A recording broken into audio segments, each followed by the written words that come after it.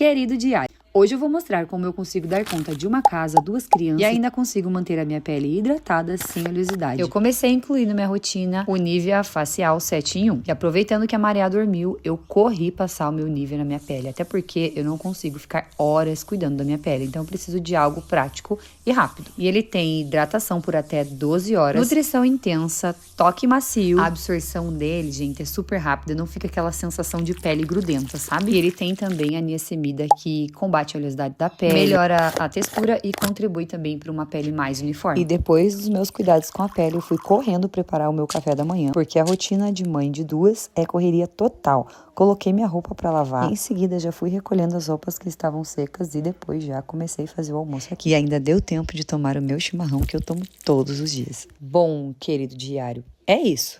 Agora eu vou voltar para minha rotina, mas com a pele hidratada e com um tempinho de autocuidado para mim. Beijo, até o próximo vlog.